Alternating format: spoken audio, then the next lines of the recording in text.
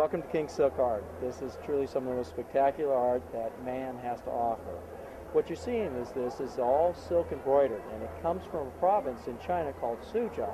And this art has been being done for over 2,000 years. There are families that were put there by the emperor to embroider his robes. What they do is they'll take all the silkworms, they put them in these baskets and feed them on mulberry leaves. Once the silkworms have matured, they spin into a cocoon.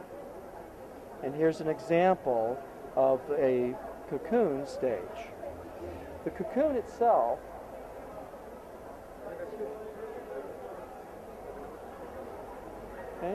and what they do with this is they'll take a vegetable dye, permeate the silk with the dye.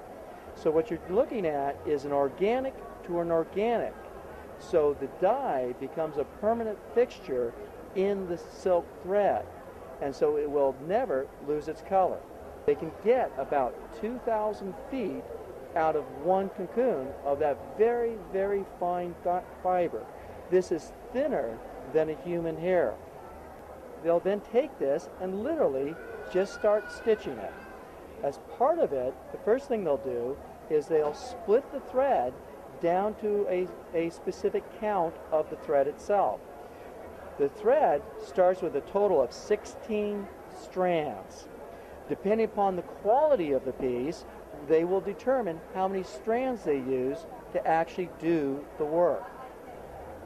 Something like this, like a tiger for example, these top quality pieces will take anywhere from months to years to complete. So if we look, for example, at the back of one piece, and here you can actually see that how lovely it actually is. And if you were to rub your hands over it, you can actually feel the little knots. This is actually one of the key elements to tell you that this has actually been stitched by hand. So in fact, if we turn it over, and there's the front. Absolutely wonderful.